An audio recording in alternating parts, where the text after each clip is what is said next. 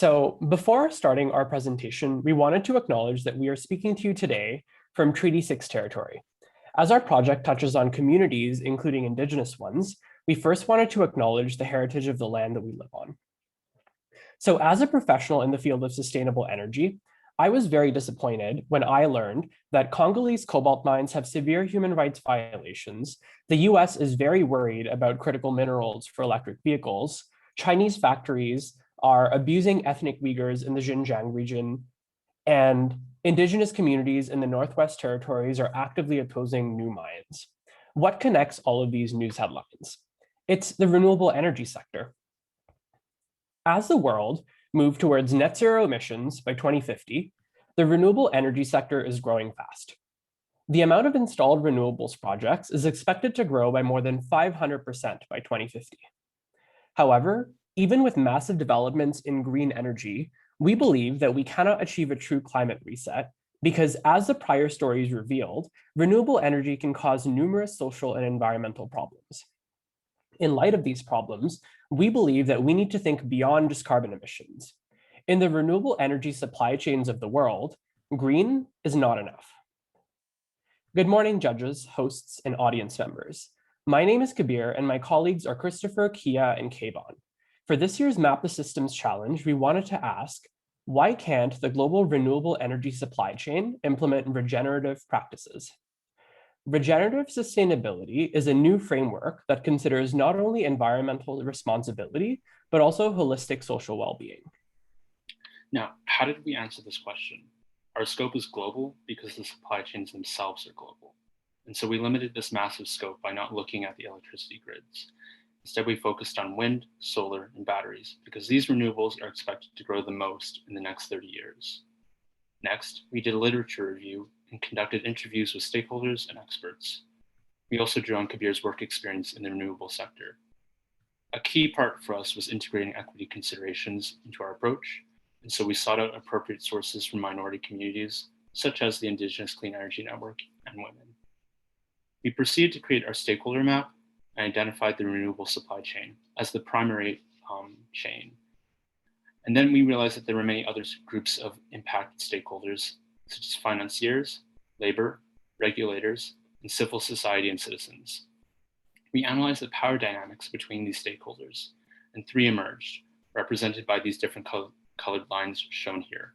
These are roles, blind spots, and vested interests. Based on these power dynamics, we came up with four key insights, as detailed here in the screen highlighted portion of our visual map to the right. First, minority voices such as those of Indigenous people, women, and youth are consistently marginalized in the renewable energy sector. Second, supply chain networks are a source of competitive advantage. Third, accountability is paradoxically lost when stakeholders share responsibilities. And fourth, cycles of apathy and relapse perpetuate the non-regenerative status quo. So with an understanding of our stakeholders, how do we now link these power dynamics to the problems they face? We identified three types of structural gaps. First, cultural and mental divides, which are foundational worldviews that inhibit the growth of renewables. Second, knowledge and skill gaps, which are voids with inadequate data. And third, policy and resource shortfalls, which worsen capacity in the path to a regenerative supply chain. And detailed descriptions of various subproblems related to these three gaps are shown in the map here. We created our turbine model to show the relationship between these gaps and came up with two insights. First, these three gaps converge on externalities, which are global spillover effects. So think negative social determinants of health and human rights violations. Second, these gaps entrench and exacerbate one another. These complex feedback loops stop us from realizing a regenerative supply chain. After we looked at our stakeholder analysis and then designed our turbine model to look at some of the underlying challenges, we knew we needed to come up with a solutions landscape. So we wanted to look at the current attempted solutions as well as the fundamental levers of change which can make real systemic change in some of the areas we've identified. And we came up with four themes. The first of these is enhancing supply chain transparency. Why is this important? Because not only are human rights violations occurring with relation to renewable energy, but they are actually disproportionately cited in developing countries as well as areas of the world that are taking on the upstream parts of the supply chain, such as mining in the Democratic Republic of the Congo. There have been a few attempts at smelter auditing programs as well as global reporting standardization, but these solutions currently don't go far enough. There needs to be improved harmony between international figures, and there needs to be increased accountability and enforceability. Also, there needs to be the use of auditing and certification practices such as auditing QR. We believe that intergovernmental organizations, as well as renewable energy companies, are key stakeholders who can spearhead this theme. Secondly, coordinating design and development. The reason that this is crucial is because what's the point of having clean energy if those technologies are not being taken proper carriage of at the end of their lives? So new recycling technologies for notoriously difficult to disassemble components like wind turbine blades or the panels on solar panels are being introduced. And there are some attempts at extended producer responsibility, especially in Europe, which essentially mandates that a manufacturer or a designer of a renewable technology product also must take carriage for its end-of-life considerations and waste management. However, if we were able to increase the open innovation ecosystems, we'd be able to increase research and development into some of these techniques, and we'd also be needing to have improved policies for international cooperation. So investors and intergovernmental organizations, again, are stakeholders who can make a lasting impact here as we move to a climate systems reset. Third, building human capital. This is one of the themes that was most prevalent in a lot of our interviews, especially one that we had with Meredith Adler, who's the executive director of Student Energy. And she really emphasized to us how important it is to get women, youth, and BIPOC communities involved in the energy transition, because currently they're on the fringe and they need to be in the center and they need to be consulted more.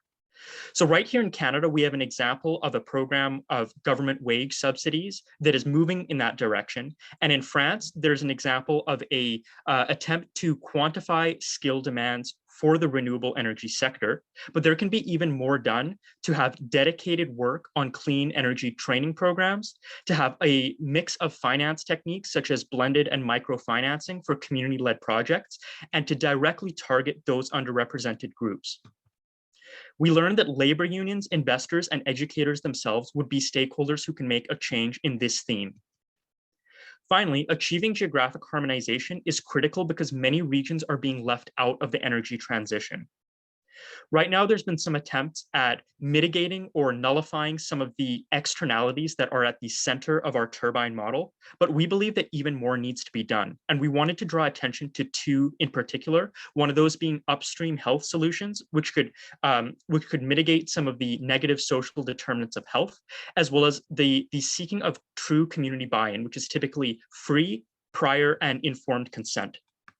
Different levels of government, multilateral banks, NGOs, and Indigenous communities can make changes here and must be consulted to make some of these lasting changes. So of the four themes that we identified, we believe that addressing geographic inequities would be one of the prime starting grounds because of the fact that intergovernmental organizations right now have a lot of leverage to make positive changes there. So what has our group learned from all this?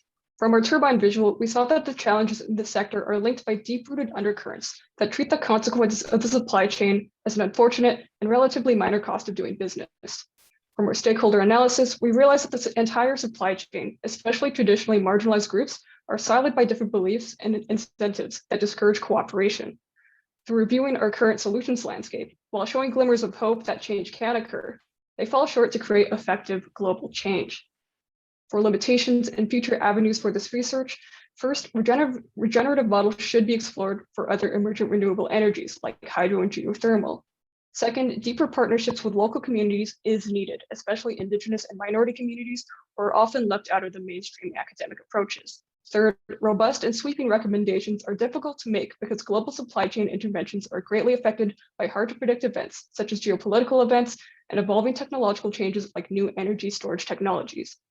The renewable sector has an opportunity to grow the right way and avoid perpetuating the attitudes, behaviors, and practices that contributed to the climate crisis in the first place. This is why For a true climate reset, green is not enough. Thank you for your time.